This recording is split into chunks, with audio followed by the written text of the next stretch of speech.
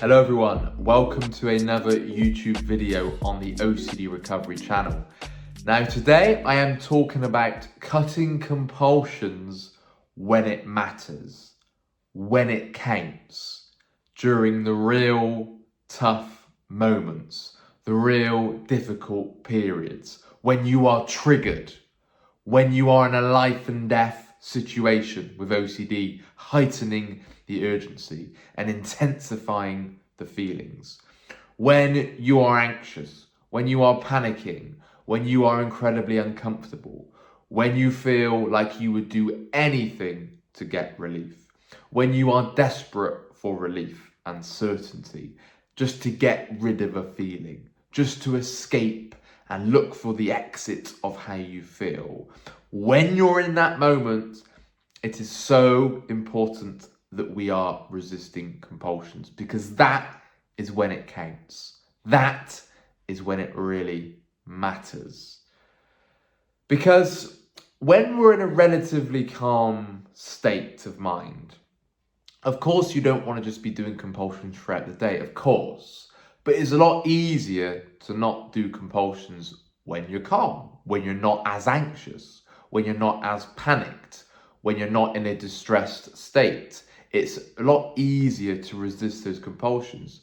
What is difficult is when we're in that full-blown panic mode, when it feels like we are drowning, when it feels like we are in that life or death moment, and if you do not do this compulsion, that your life will never be the same again, and you'll be haunted forever, and you're going to go past the point of no return. So all signs are pointing to do this compulsion, and your brain will be justifying it. Your OCD will be justifying it, and you'll feel like, yep, it's the right thing to do. I just need to seek relief. I just need to get some kind of certainty on this. I just need clarification. I need to figure this out. I need to work this out. I need to solve. I need to figure this. Every ounce of your body will be screaming at you to do the compulsion. But that is when it counts. That is when it matters. In those tested moments that we resist and we do whatever it takes, as if our life depends on it, to not do the compulsion. Those are the deciding factors in the recovery journey. Those are the defining moments in our recovery journey. I'm going to use an analogy of my favorite sport here. I am a huge football fan. For you Americans, soccer. I love football, right? And quite often you hear, but they need to do it when it counts. They need to do it when it matters. So imagine you have a striker, so an attacking player in your team, and they have said, I'm going to score 20 goals this season. And they've said that on the sidelines. They've said that in press conferences. They've said that in interviews. They've said that on all the social media pages. They say, I'm going to score 20 goals this season. It's all irrelevant. It's all just a dream if you don't do it when it matters. It's when they're through on goal, one-on-one with the goalkeeper, and they've got to bury that ball in the back of the net. You've got to do it when it counts. You've got to score when it matters. You've got to slot that penalty away when it matters. They've got to time that ball cleanly when it comes in on the volley, boom, top bins or top corner, right? You got to do it when it matters, and then you start accumulating the goals, and then you start hitting your 20 goal a season target. There's no point saying I'm going to hit 20 goals and you're through on goal and you're fluffing your lines and you're mistiming it, the run, and you're offside, and you mistime your shot and it goes over the bar into rosette. Waste of time doing that, okay? It's all about doing it when it counts. And I love that analogy because it's so relevant, right? With OCD, there's no point saying you're going to cut compulsions. There's no point saying you're going to do all you can to recover. And in that moment when you're triggered, you do the compulsion. You confess, you seek reassurance, you Google, you work something out, you avoid, you chase some kind of certainty. There's no point saying you're going to recover. There's no point saying you're going to cut compulsions. It falls on deaf ears, I'm afraid. It gets you nowhere. It keeps you stuck. It keeps you trapped. It keeps you boxed in.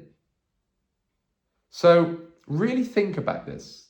Really think about this. And this is what separates somebody who's stuck from somebody who's recovered. Is you become wise to the OCD. Obviously, you gain knowledge and you have the insight and you know what it's doing. You know the workings of OCD. You say, right, I can see how it's pulling me in here. But the main factor, the main deciding factor there is that when the going gets tough and when you're going through a wobbly, bumpy period, is that you're not doing the compulsion. You're doing whatever it takes to not do the compulsion. Okay, and I had to resist the compulsions as if my life was on the line because my recovery was in the balance. My recovery was at stake, and recovery significantly betters your life. It significantly and considerably improves your life. So in a way, your life, your quality of life is certainly on the line. It really is. Okay? And that is why I am recovered. Obviously, there's belief changes, there's unconditional acceptance, the life structure's completely changed, there's persistence, there's time, there's practice, all the other ingredients involved, of course, obviously, of course. But a huge factor is when I was in that hanging off the cliff edge, as if my life was about to end, as if my world was going to come crumbling down if I didn't do this compulsion, I had to resist in that moment. And in that life and death moment. That's how it feels. The risk factor feels so fucking high, doesn't it? It feels like if you don't do this compulsion, you'll be haunted forever. It feels like there's no way back. It feels like this is going to be just the end of your life and your future is forever compromised and your life is forever ruined if you don't do this compulsion. That's how it will feel. It will feel like that. And the testing time is how you react in that moment. It's so hard. And I have so much compassion for anyone going through OCD. It's very, very difficult. But we've got to think, right, I'm triggered and I'm going to do anything for relief. I'm desperate to get rid of this feeling. I'm desperate for relief right now. I hate this discomfort. I'm desperate. It's those moments where you've got to resist the compulsion and wear it gracefully. Embrace the uncomfortable feelings like a badge of honor. Wear it with a badge of honor. Okay, view it as a battle scar. As you look back on your life when you're recovered, these battle scars, these mental battle scars that you faced in those really tough moments, in those really turbulent times in the journey, and you didn't cave into a compulsion.